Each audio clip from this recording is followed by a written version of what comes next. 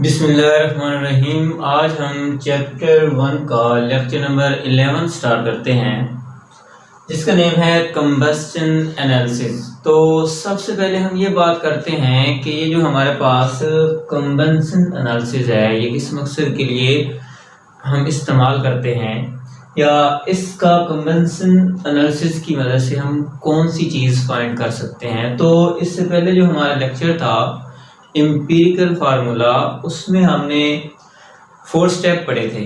तो जो first step था उसके अंदर ये था डिटरमाइन द परसेंटेज कंपोजिशन। अब वहाँ पे ये था कि हमें परसेंटेज कंपोजिशन गिवन थी, लेकिन ऑर्गेनिक कंपाउंड जो होते हैं, अगर हमने उनका एम्पिरिकल फार्मूला डिटरमाइन करना है तो उसके लिए क्या होगा कि उसके लिए हमें कंबस्शन एनालिसिस की मदद से परसेंटेज कंपोजिशन फाइंड करना पड़ेगी। तो कंबस्शन एनालिसिस का जो मकसद है वो ये है कि उसकी मदद से हम परसेंटेज कंपोजिशन को डिटरमाइन करते हैं। तो सबसे पहले कंबस्शन एनालिसिस की हम डिफाइन करते हैं कि कंबस्शन एनालिसिस क्या होता है। तो determine the amount of organic compound by burning, के हम बर्निंग प्रोसेस की मदद से अगर हम ऑर्गेनिक कंपाउंड की जो अमाउंट है उसको डिटरमाइन करें तो उसको हम कहते हैं कंबस्शन एनालिसिस। अब कंबस्शन एनालिसिस का जो मेन मकसद है, ये मैंने आपको बताया है कि इसका जो मेन मकसद है, इसकी मदद से हमने परसेंटेज कंपोजिशन डिटरमाइन करनी है। तो जो हमारे पास मोस्टली ऑर्गेनिक कंपाउंड यूज होते हैं कंबस्शन एनालिसिस के अंदर, कार्बन, हाइड्रोजन और ऑक्सीजन के ऑर्गेनिक कंपाउंड, या नाइट्रोजन सल्फर भी हो सकते हैं। तो ये 3 कार्बन, हाइड्रोजन और ऑक्सीजन एलिमेंट है, मोस्ट इंपॉर्टेंट है in case of organic compound. तो जब भी कंबस्शन एनालिसिस मींस के जो कंबस्शन प्रोसेस होता है तो उसके रिजल्ट में जो प्रोडक्ट बनते हैं वो कौन कौन से मेन प्रोडक्ट हैं, वो हैं वाटर और कार्बन डाइऑक्साइड। तो ये सिंपल इंट्रोडक्शन इसका था कि व्हाट इज कंबस्शन एनालिसिस, या जब कंबस्शन एनालिसिस होता है तो किन कंपाउंड का होता है, वो होता है ऑर्गेनिक कंपाउंड का। और फिर इसमें ये बात हमने की कि इसके मेन प्रोडक्ट क्या होंगे, क्योंकि जब भी ऑर्गेनिक कंपाउंड बर्न होता है तो उसके कोई ना कोई प्रोडक्ट होते हैं। तो इसके जो मेन प्रोडक्ट हैं वो वाटर और कार्बन डाइऑक्साइड। अब हम आते हैं इसके प्रोसीजर की तरफ कि इसका जो प्रोसीजर है वो क्या होगा, कि कैसे हम ऑर्गेनिक कंपाउंड की परसेंटेज कंपोजिशन को डिटरमाइन कर सकते हैं। तो इसके प्रोसीजर के अंदर सबसे पहले ये हमारे पास एक फर्नेस होती है। इस फर्नेस के अंदर कंबस्शन ट्यूब को हम फिट करते हैं। फिर ये हमारे पास कुछ एब्जॉर्बर होते हैं। एब्जॉर्बर इसलिए ताकि ये जो हमें प्रोडक्ट मिले हैं इनको एब्जॉर्ब करके इनमें से हम कार्बन और हाइड्रोजन के अमाउंट डिटरमाइन करें और फिर उसमें से हम उसकी परसेंटेज डिटरमाइन कर सकें। तो ये जो हमारे पास पहला फर्नेस है, इसके अंदर हम ये एक कंबस्शन ट्यूब है और इसका काम क्या होगा कि इसके अंदर हम सैंपल रखेंगे वो ऑर्गेनिक कंपाउंड जिसके हमने परसेंटेज कंपोजिशन डिटरमाइन करनी है। तो ये सैंपल जब बर्न होगा, आपको पता है जब भी बर्निंग प्रोसेस होता है तो उसके लिए फ्यूल और उसके साथ एयर मींस के ऑक्सीजन की रिक्वायरमेंट है और साथ में उसको स्पार्क चाहिए होता है। तो हम उसको हीट या किसी भी प्रोसेस यानी कि इलेक्ट्रिसिटी उसको क्या करेंगे, हीट करेंगे उस वक्त तक जब तक ये ऑर्गेनिक कंपाउंड बर्न ना हो जाए। तो जब ये ऑर्गेनिक कंपाउंड बर्न होगा तो मैंने आपको बताया है कि इसके जो कंबस्शन प्रोडक्ट हैं वो कौन से हैं, वाटर और कार्बन डाइऑक्साइड। तो जब ये बर्न हो रहा है तो ये इसके प्रोडक्ट बन रहे हैं। अब आगे हमने यहाँ पे एक वाटर एब्जॉर्बर लगा दिया। एक बात यहाँ पे आपने याद रखनी है कि जो भी ऑर्गेनिक सैंपल आप फीड कर रहे हैं उसका आपने वेट करना है, यानी कि प्री वेट होना चाहिए।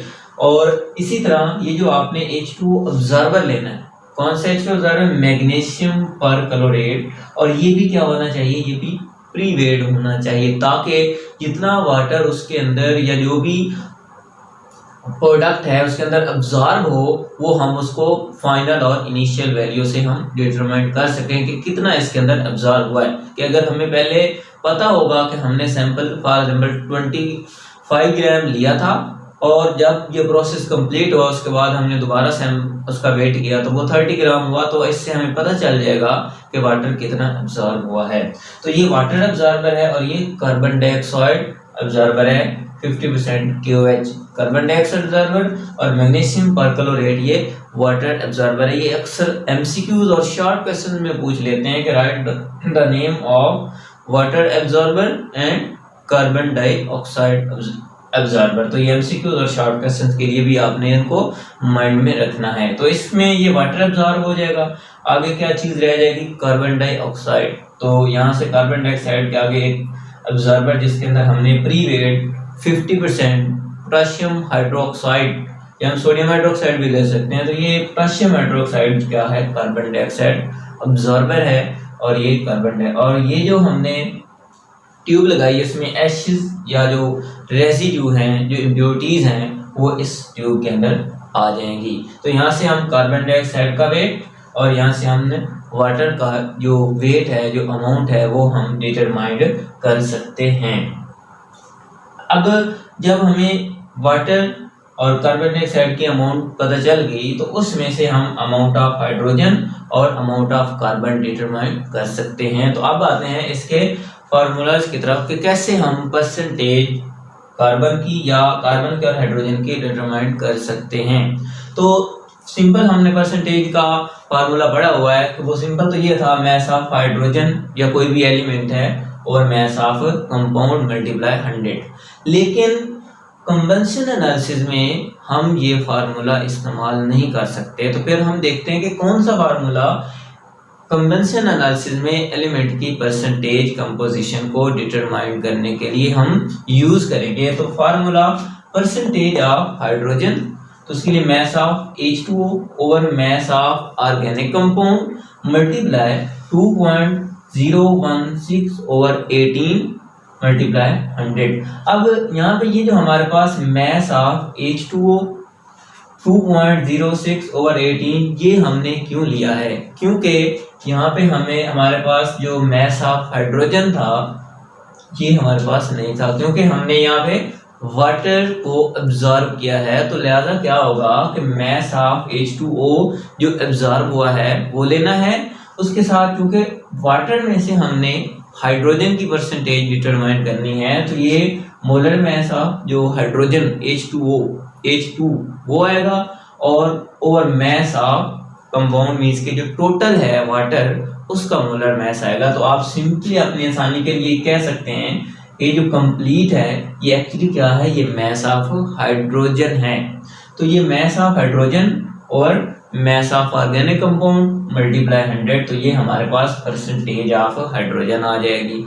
सिमिलरली परसेंटेज ऑफ कार्बन भी हम इसी मेथड से मेजर कर सकते हैं डिटरमाइन। तो मास ऑफ CO2 और mass of organic compound multiply, अब यहाँ पे CO2 मींस के कार्बन की परसेंटेज, जैसे यहाँ पे हाइड्रोजन तो यहाँ पे कार्बन CO2 के अंदर कार्बन का जो मोलर मास है वो है 12। अब CO2 टोटल का कितना है हमें पता है, कार्बन 12 ग्राम, ऑक्सीजन 16, 2 ऑक्सीजन है 32 प्लस 12 तो 44 ग्राम पर मोल ये। अब हम इसमें ये भी कह सकते हैं कि ये जो टोटल वैल्यू है ये वाली, ये एक्चुअली क्या है? मास ऑफ कार्बन है और mass of organic compound multiply 100, तो ये हमारे पास परसेंटेज ऑफ कार्बन आ जाएगी। अब बात होती है परसेंटेज ऑफ ऑक्सीजन, हम डायरेक्ट क्यों नहीं मेजर कर सकते? उसकी रीजन ये है कि ऑक्सीजन बनने के प्रोसेस में और दूसरा ऑक्सीजन एक्सेस क्वांटिटी में यूज करते हैं, तो इसलिए इस मेथड से हम इसकी परसेंटेज मेजर नहीं कर सकते। होता क्या है कि फॉर एग्जाम्पल ये जो हमारे पास कार्बन हाइड्रोजन ऑक्सीजन की टोटल परसेंटेज थी वो 100% थी।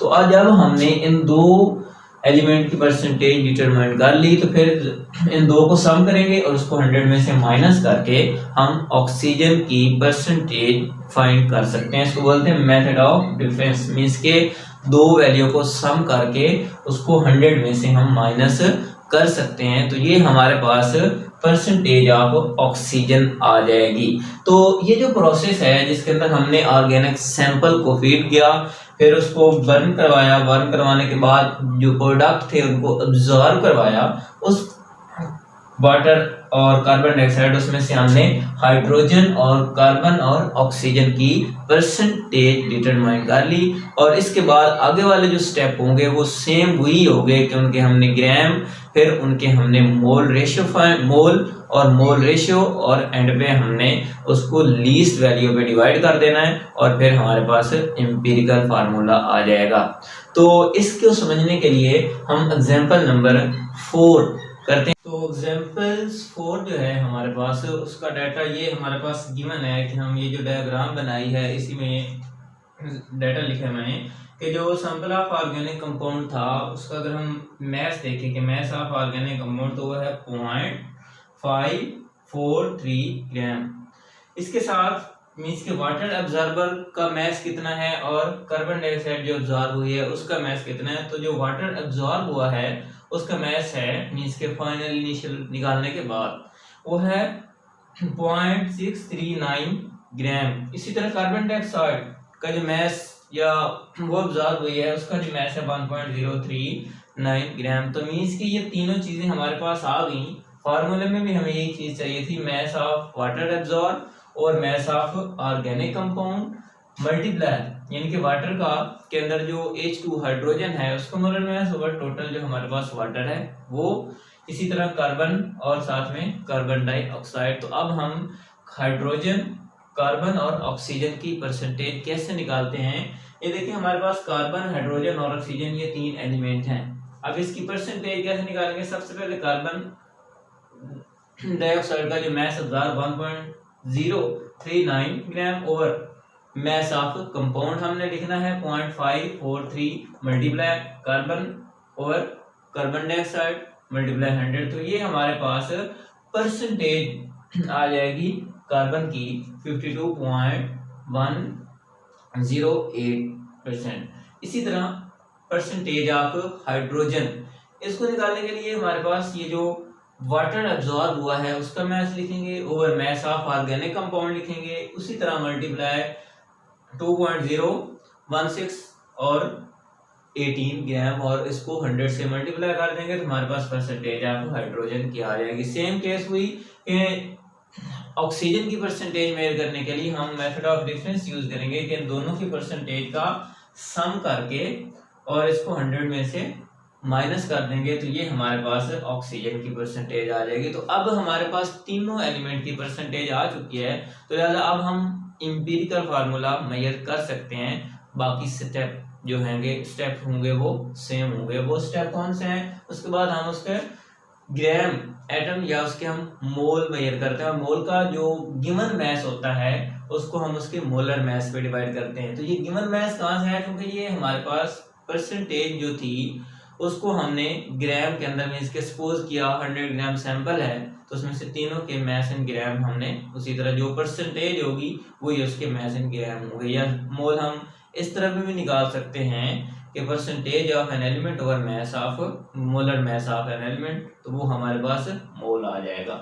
तो ये हमारे पास कार्बन का जो मास है 52.108 और ये कार्बन का मोलर मास, तो ये मोल्स कार्बन के आ गए, इसी तरह ये हाइड्रोजन के और ये ऑक्सीजन के। तो उसके बाद जो मोस्ट इम्पोर्टेंट स्टेप था वो ये था कि जब हमारे पास रेशो आ जाती है मोल रेशो आ जाती है तो उसके बाद हम क्या करते हैं, उसके एटॉमिक रेशो निकालने के लिए जो सबसे लीस्ट वैल्यू होती है मोल्स की उसको हम डिवाइड कर देते हैं तीनों वैल्यू के ऊपर। 3 है 4 हैं तो उसके ऊपर हम डिवाइड कर देते हैं। तो यहाँ पे देखें तीनों वैल्यूज के अंदर ये जो वैल्यू थी ये सबसे लीस्ट थी 2.17, तो तीनों को हमने इसके ऊपर क्या कर देना है, डिवाइड कर देना है। तो हमारे पास ये एटॉमिक रेशियो आ जाएगी या इसको मोल रेशियो भी बोलते हैं। 2 है 6 है और 1 है, मींस के C2H6 और O1। तो ये हमारे पास एम्पिरिकल फार्मूला C2H6O आ जाएगा। तो कन्वेंशन एनालिसिस की मदद से हमने एग्जांपल नंबर 4 से ये प्रूव कर दिया कि किसी भी ऑर्गेनिक कंपाउंड सैंपल का हम एम्पिरिकल फार्मूला कैसे डिटरमाइन कर सकते हैं। तो ये एम्पिरिकल फार्मूले को डिटरमाइन करने का मेथड है और साथ में हमने एग्जांपल नंबर 4 को भी डिस्कस कर लिया कि सैंपल लेते हैं, water observer, carbon dioxide observer और ये इसके साथ रेसिड्यू और वाटर ऑब्जर्वर से हम हाइड्रोजन की परसेंटेज निकाल लेते हैं, कार्बन डाइऑक्साइड से हम कार्बन की परसेंटेज, और दोनों को सम करके मेथड ऑफ डिफरेंस से हम ऑक्सीजन की परसेंटेज निकाल के फिर हम उसका एम्पिरिकल फार्मूला निकाल सकते हैं।